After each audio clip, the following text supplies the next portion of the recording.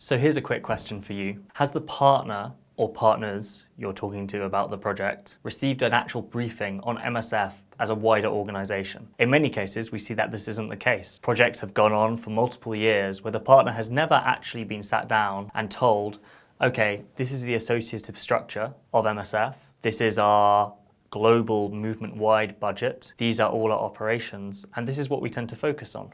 Just by knowing that MSF is so big and convoluted in many ways can be a really good starting point to explain maybe why the partner has received multiple requests or inquiries from other parts of the organization. Or maybe they spoke to someone in another MSF partner section who then was completely oblivious to the current project that's ongoing. This kind of alignment between MSF sections is obviously not ideal, but it's something that happens, and it's generally better for the partner to understand why that might happen than to just be a bit confused and think that maybe we're not very aligned in terms of our aims.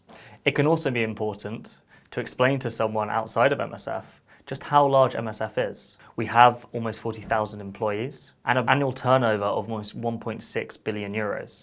And that's a lot of money. And that's also very interesting for potential partners who are looking to enter into a project with us with the outcome which could be a product that would be potentially bought.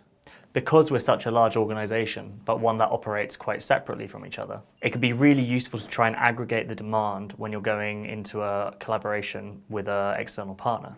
And this is because basically we can negotiate much more strongly if we're able to say with some certainty to a partner, we will actually buy 50 units of this product rather than maybe the 10 that would take place if it was just one of the OCs.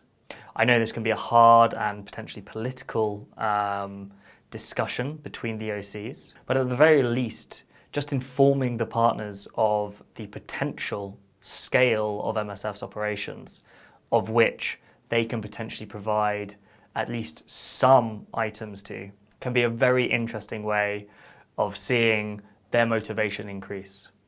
The great news is that this briefing is already written. Just go to the Innovation Toolbox and find a briefing for partners there. Send it through to the partner.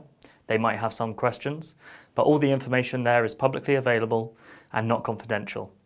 Hopefully, it will give you a much better collaboration.